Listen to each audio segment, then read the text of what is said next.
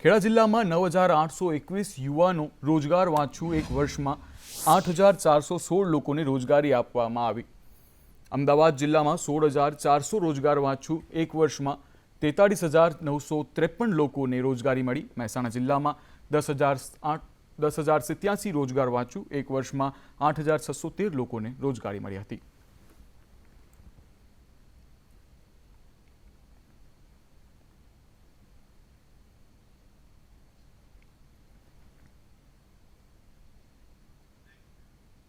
નવા શિક્ષણ નીતિના અમલીકરણ સંકલ્પ મુદ્દે સરકાર ઘેરામાં।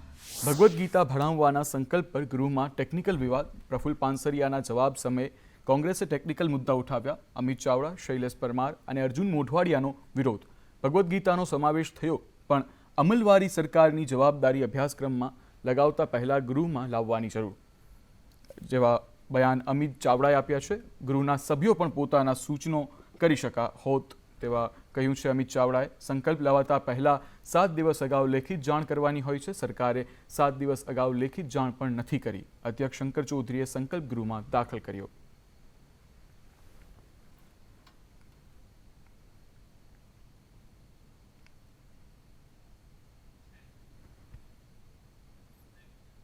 રાજ્યમાં વધી રહેલા ડ્રોપઆઉટ રેશિયો પર કિરીટ પટેલનું નિવેદન। બાળકોના રેશિયો અંગેના સર્વેમાં ગુજરાત 15મા નંબરે। રાજ્યોમાં શિક્ષકની ઘટ વધારે છે। કર્મ અને કર્યા અને ફળ તેમાં તમે ભોગવો છો, કિરીટ પટેલે કહ્યું। ભગવદ્ ગીતાના સંકલ્પ પર ચર્ચા દરમિયાન કિરીટ પટેલનું નિવેદન। 18 રાજ્યોમાં શિક્ષકો અને બાળકોનો રેશિયો અંગેના સર્વેમાં ગુજરાત 15મા નંબર પર છે। ગુજરાત પહેલા નંબરે હોય તો સંકલ્પ સારો રહેતો હોત।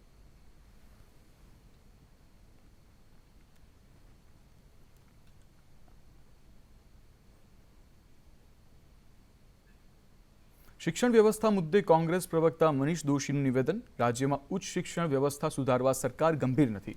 કોમન યુનિવર્સિટી એક્ટ લાગુ છતાં યુનિવર્સિટીમાં કુલપતિ નિમણૂક બાકી। ચિઠ્ઠી આધારિત નિમણૂક માટે સરકારની ઓફિસે ચક્કર વધી ગયા છે।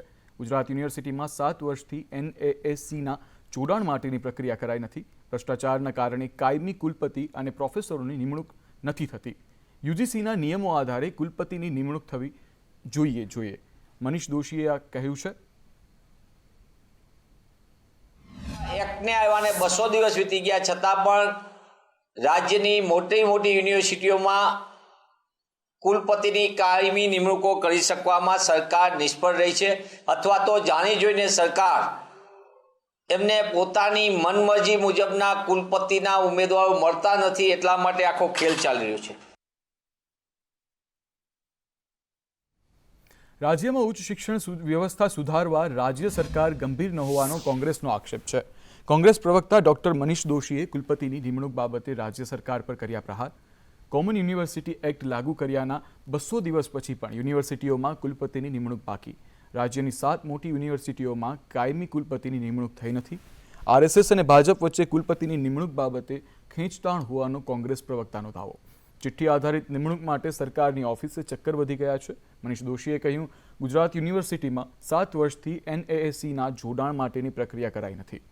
ગુજરાતની 83 પૈકી 55 યુનિવર્સિટીઓ પાસે NASCના માન્યતા નથી।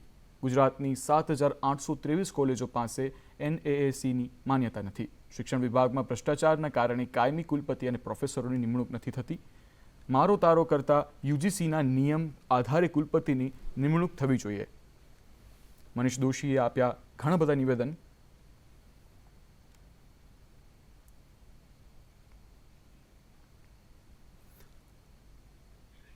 અનુસૂચિત જાતિ મોરચો તથા મેડિકલ સેલ દ્વારા રમાબાઈ આંબેડકર જન્મજયંતિ નિમિત્તે મેડિકલ કેમ્પ યોજાયો હતો।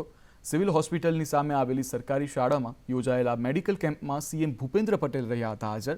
આ પ્રસંગે તેમણે જણાવ્યું કે ફિટ ઇન્ડિયા સૂત્ર સાર્થક કરવું હોય તો સ્વાસ્થ્ય પણ સારું હોવું જરૂરી છે। આ વખતે બહેનો માટે સર્વાઇકલ કેન્સરની રસી ફ્રી કરીને સરકાર દ્વારા બહેનોને મદદરૂપ થવાનો પ્રયાસ કરવામાં આવી રહ્યો છે। દરેક સમાજ સ્વસ્થ અને સુખી થઈને આગળ આવે તે માટે સરકાર દ્વારા પ્રયાસો કરવામાં આવી રહ્યા છે। ફિટ ઇન્ડિયા જો આપણે કરવું હોય તો આપણું સ્વાસ્થ્ય ખૂબ સારું હોવું જરૂરી છે અને સ્વાસ્થ્ય સારું રાખવા માટે થઈ અને જે પણ સરકારી યોજના આ વખતે ઇન્ક્રીમ બજેટ આપ્યું છતાં પણ એની અંદર બહેનો માટે સર્વાઇકલ કેન્સર માટેની રસી સાહેબે ફ્રી કરી દીધી. છેવાડાની બહેનો જે હમણાં જ આપણે જેમ સીએમ સાહેબે પણ કીધું કે સર્વાઇકલ કેન્સરની જે અત્યારે એક લીક થઈ છે એના માટે પણ અમે મોટે ભાગેની જગ્યા ઉપર અમે પેપ્સમિયરનો પણ તપાસ કરવાના છે. વધુમાં વધુ બહેનો આનો લાભ લેશે. લગભગ એક સ્થળમાં 1500થી 2000 બહેનો, એટલે આપણે ગણી નાખીએ 41 સ્થળો ઉપર, એટલે 50,000થી પણ વધારે બહેનોનો લાભ લેવાની છે. આગળ સમાચાર રાજકોટથી. રાજકોટમાં બિલ્ડર એસોસિએશન અને મનપા અધિકારીઓની બેઠક. અકસ્માત ઘટાડવા મુદ્દે મનપાએ શરૂ કરી કામગીરી. ફૂટપાથ પર બાંધકામોનો સામાન રાખાશે તો દંડ થશે. સેફટીના સાધનો પણ ફરજિયાત રાખવાનો આદેશ કરવામાં આવ્યો છે, જ્યારે શ્રમિકો માટે પ્રાથમિક સુવિધા પણ ઊભી કરવાની સૂચના અપાઈ છે.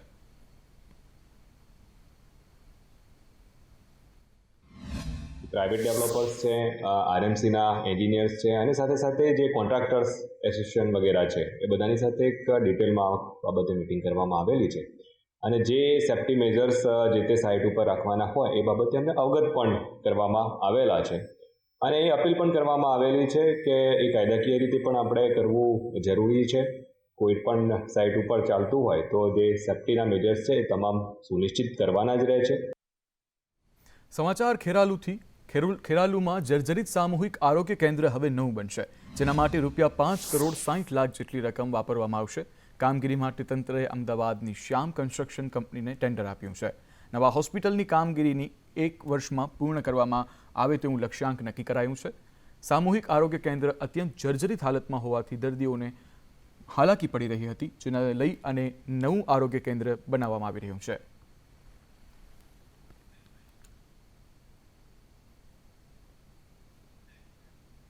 હવામાન વિભાગ દ્વારા આગાહી કરવામાં આવી છે. આગામી 5 દિવસ વાતાવરણ યથાવત રહેશે. 1 થી 2 ડિગ્રી તાપમાન ઘટવાની શક્યતા. અરબી સમુદ્રમાં ભેજ આવવાથી વાદળછાયું વાતાવરણ છે. અમુક વિસ્તારમાં વાદળછાયું વાતાવરણ રહેશે. હાલ ઉત્તર પશ્ચિમથી ઉત્તરના પવન ફૂંકાઈ રહ્યા છે.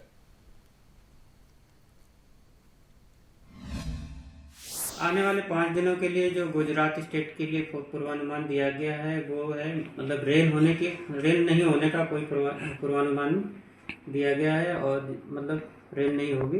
मिनिमम टेम्परेचर पूरे गुजरात स्टेट की बात करेंगे तो वो है गांधीनगर 15.8 डिग्री सेल्सियस और साथ में जो नलिया का मिनिमम टेम्परेचर रिकॉर्ड हुआ है वो 16 डिग्री सेल्सियस रिकॉर्ड हुआ है. आगामी दिनों में जो टेम्परेचर है मतलब नो लार्ज चेंज में रहेगा, लेकिन जो उसकी टेंडेंसी है वो फॉल होने की मतलब मिनिमम टेम्परेचर की टेंडेंसी है वो जो मतलब फॉल होगा वो 1 से 2 डिग्री सेल्सियस में ही उस रेंज में रहेगा. સમાચાર જૂનાગઢથી. જૂનાગઢમાં ભડકાઉ ભાષણ કેસમાં જૂનાગઢ કોર્ટે 3 આરોપીઓને જામીન આપી દીધા છે.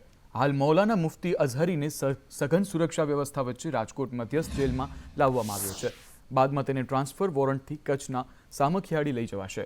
ત્યાં મૌલાનાની ટ્રાન્સફર વોરંટથી પુનઃ ધરપકડ કરવામાં આવશે.